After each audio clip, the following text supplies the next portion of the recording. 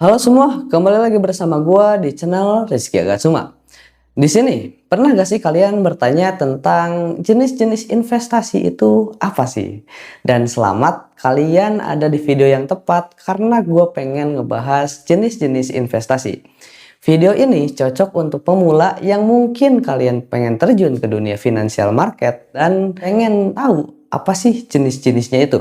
Dengan kalian mengenal jenis-jenisnya, kalian bisa tahu mana resiko dan kalian harus ambil yang mana untuk kalian berinvestasi.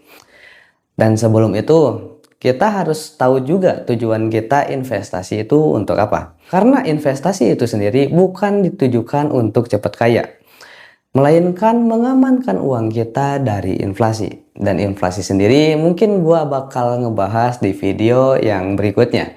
Karena inflasi itu sangat-sangat menarik untuk kita bahas ya. Kita langsung masuk aja ke inti pembahasannya, tapi disclaimer dulu ya untuk kalian yang nonton. Di sini kita bukan saling mengajarkan. Gua nggak mengajarkan ke kalian, tetapi ya sesuai visi misi channel gua kita akan belajar bersama. Jadi ketika gua ada kesalahan atau kalian ada kritikan, gua sangat-sangat terbuka untuk kalian kritik di kolom komentar. Jadi jangan sungkan kalian untuk bertanya atau untuk mengkritik gua di kolom komentar.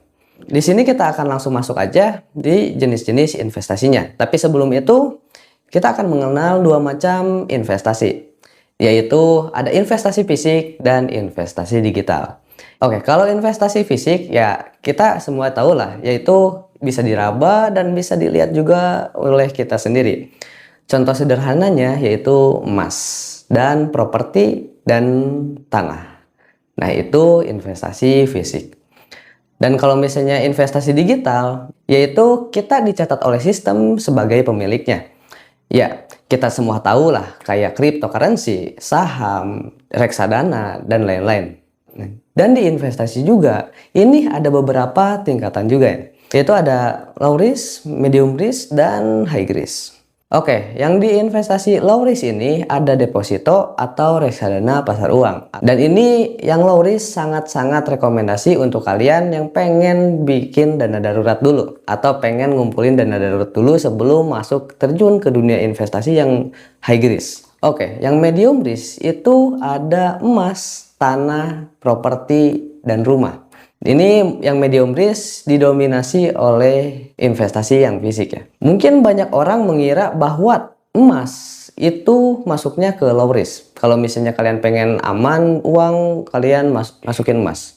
Padahal nyatanya salah besar. Untuk emas sendiri karena emas itu volatil ya. Jadi masuk ke kategori yang mid risk. Jadi untuk kalian jangan salah kaprah kalau misalnya pengen masukin ke dana darurat, gue sarankan ke yang low risk dulu, yang reksadana pasar uang atau enggak deposito. Dan yang di medium risk ini, kalian mungkin bakal dapat keuntungan yang lumayan, tetapi ya resikonya juga lumayan. Kita langsung masuk ke yang high risk, yaitu ada saham dan kripto.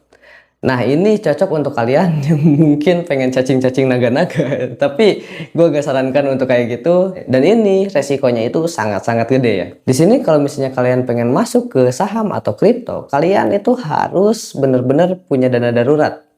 Karena ini sangat-sangat beresiko tinggi. Dan ketika kalian tidak punya dana darurat, ya kalian bisa-bisa tamat gitu. Ketika asetnya terjun bebas, kalian mungkin tidak bisa apa-apa. Jadi untuk kalian yang pengen masuk ke saham atau kripto, itu kalian harus punya pegangan dulu. Dan ya mungkin di video gua nggak banyak ya, mungkin segitu aja ya.